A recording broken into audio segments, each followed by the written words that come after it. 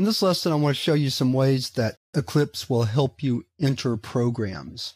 One of the nice things about an IDE is that it provides lots of support for a programmer when they're entering a program. So let's look at some examples of that. One of the great examples is what I call code completion. So for example, if I'm trying to figure out what I want to do with the system object, once I hit the period, then Eclipse brings up a list of possible objects or methods or properties that I can use next.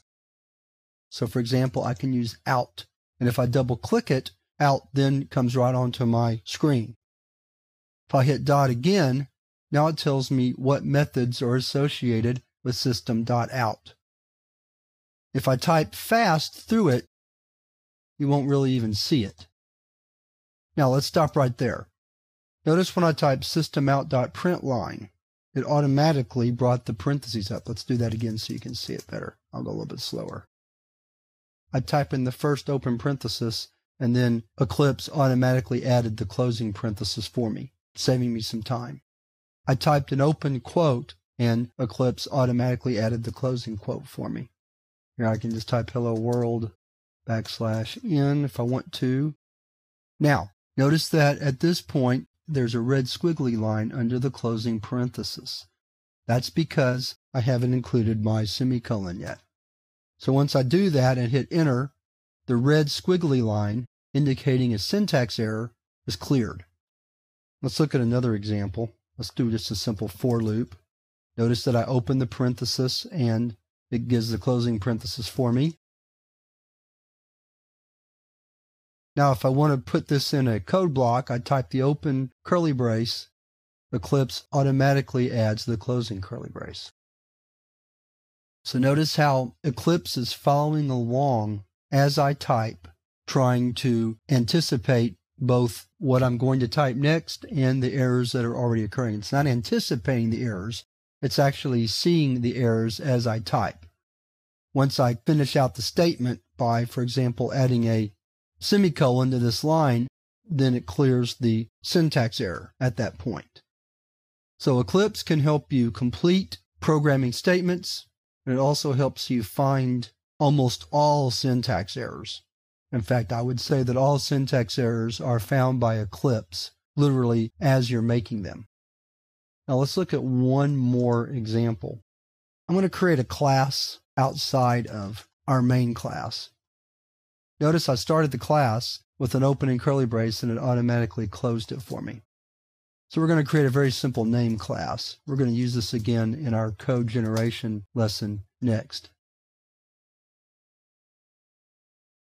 Mostly just watch as I type as it finds the errors that I'm making. Notice right now I have an error over the closing parenthesis of my argument list because I haven't opened the block yet. Now once I open the block, then it goes away.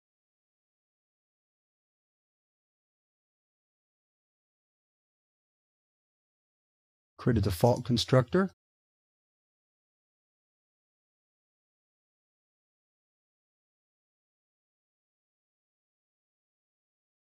So now this is a class that I've added into my code.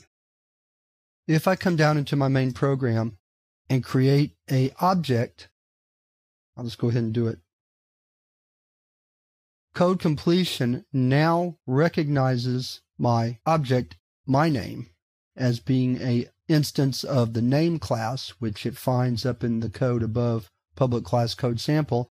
And notice that not only does it provide me with a list of the built-in methods that are inherited from object, but it also gives me a listing of my setFirst method that I've created. So code completion is a very nice tool, especially for the busy programmer who's trying to get a lot of code written quickly. Once you get used to using code completion, then it can really save you a lot of time.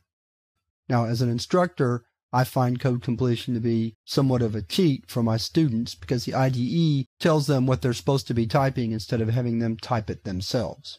So I see the pros and cons to code completion. I've pointed out how errors are shown, especially syntax errors. You can also use Eclipse to give you suggestions. So for example, let's say I type this in for the set first method. Well, that's clearly wrong because it only takes one argument. If I put my cursor on the error and type Control 1, it will give me a list of suggestions to fix the problem. So for example, the most obvious one is remove argument to match set first string.